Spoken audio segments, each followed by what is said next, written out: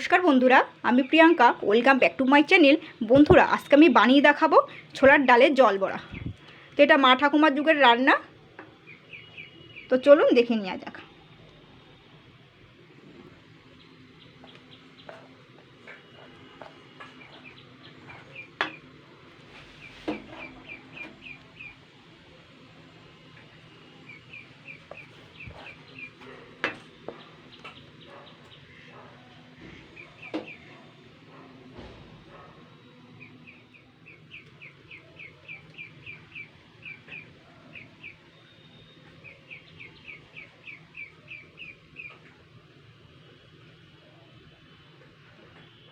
বন্ধুরা দেখুন, ডালের বড়াগুলো একটুও ভাঙেনি, আর কি সুন্দর ফুলে গেছে ডালের বড়াগুলো, ছোলার ডালের বড়াগুলো।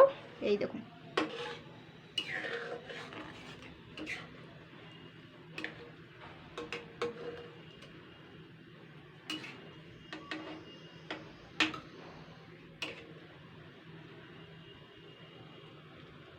বন্ধুরা আজকে আমি বানিয়ে দেখাবো ছোলার ডালের জল বড়া। এটা একটা বহু পুরনো রেসিপি, মা ঠাকুমার যুগের রান্না, সাবেকি রান্না। তো এই ছোলার ডালের জল বড়া বানানোর জন্য এখানে আমি ছোলার ডাল নিয়েছি। শুধু ছোলার ডাল দিয়েই কিন্তু বানাতে হবে। তো ওই ছোলার ডালটা আমি সারা রাত ভিজিয়ে রেখেছিলাম। আর এটাকে যদি সারা রাত যদি না ভিজাতে পারেন, তো সকালবেলা মিনিমাম কিন্তু 6-7 ঘন্টা ভিজিয়ে রাখতে হবে। তাহলেই কিন্তু ছোলার ডালটা ভালোভাবে পুরোপুরি ভিজবে। পুরোপুরি ভিজিয়ে নিতে হবে। তো ছোলার ডালটা পুরোপুরিভাবে ভিজে গেছে। তো এই ছোলার ডালটা আমি ভালো করে ধুয়ে নিয়েছি 3-4 বার। তো এবার আমি এটাকে মিক্সিতে পেস্ট করে নেব। মিহি করে পেস্ট করে নিতে হবে, জল ঝরিয়ে পেস্ট করে নিতে হবে। তো মিক্সিতে নিয়ে নিচ্ছি ছোলার ডালটা। আমরা চাইলে শিলে ফেলে বেটেও করতে পারেন, ছোলার ডালটা পেস্ট করে নিতে পারেন। তো এর মধ্যে আমি নিয়ে নিচ্ছি। আর জল যদি লাগে তাহলে কিন্তু আমি 2 চামচই ব্যবহার করব, ভালো জল।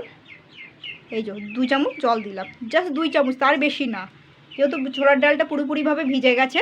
আর এখানে স্বাদ মতো নুন, চিনি আর সামান্য একটু লঙ্কার গুঁড়ো দিয়েছি, ঝাল, কাশ্মীরি লঙ্কার গুঁড়ো না কিন্তু।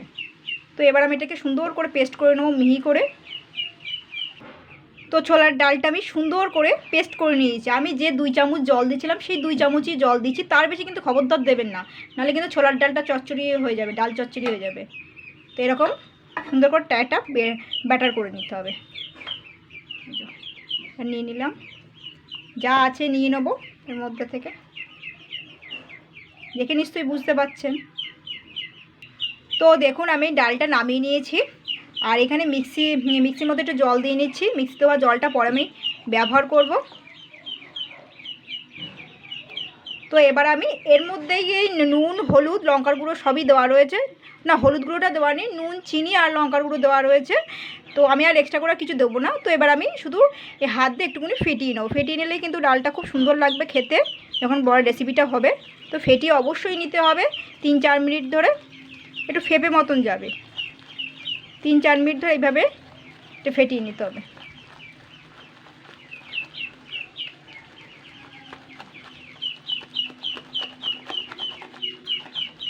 এইভাবে ফেটিয়ে নেবো 3-4 মিনিট। তো দেখুন, ছোলার ডালটা সুন্দর করে ফেটিয়ে নিয়েছি, এরকম ফুলে গেছে, ফ্লাফি মতন হয়েছে। এই যে ঠিক এরকম হবে।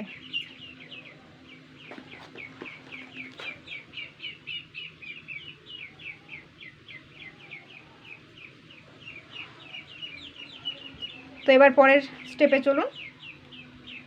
তো দেখুন, এখানে আমি কড়াইতে খুবই সামান্য পরিমাণে জল নিয়েছি।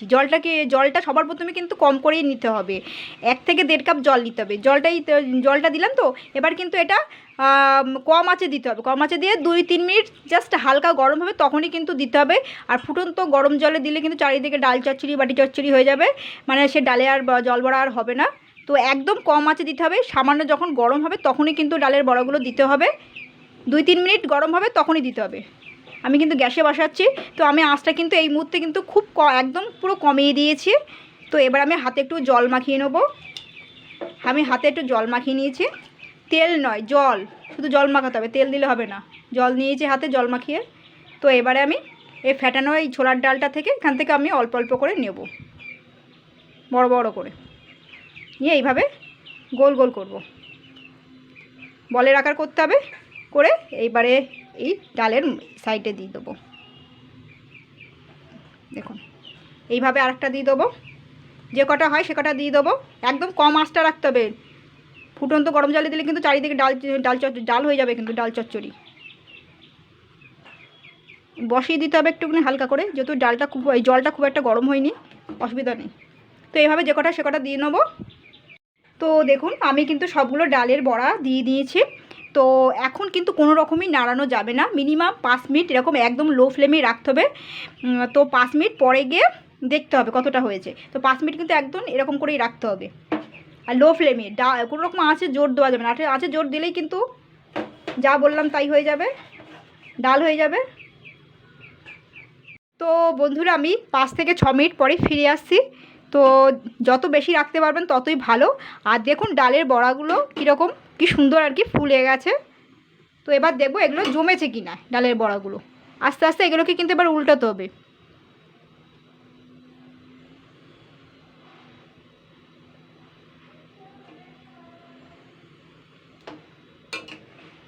দেখুন কি সুন্দর জমে গেছে ডালের বড়াগুলো।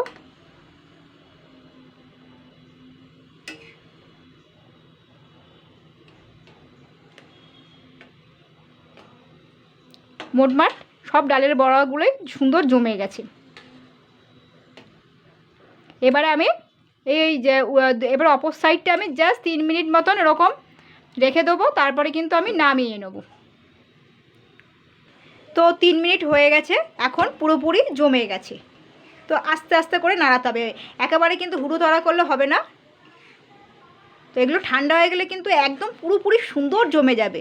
এবার এই বল যার গায়ে মারবেন তার গায়ে কিন্তু লাগবে, এরকম ব্যাপার।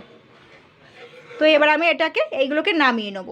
আমি যে ডালের যে জলটা এটাও কিন্তু আমি নষ্ট করব না। তো এবার আমি এগুলো এখন নামিয়ে নেবো, এই ডালের বড়াগুলো আর জলটা। তো ডালের বড়াগুলো নামিয়ে নিয়েছি, এবার আমি এতে সামান্য তেল দিচ্ছি। তো এই তেলের মধ্যে আমি ফোড়ন দেবো আস্ত জিরে আর মৌরি, কাঁচা মৌরি, একটা শুকনো লঙ্কা, থেতো বড়ো সাইজে 3খানা থেতো করা রসুন। জাস্ট এটাকে আমি একটুখানি হালকা পুড়িয়ে নেবো, 2 মিনিট ধরে আর কি ভেজে নিতে হবে।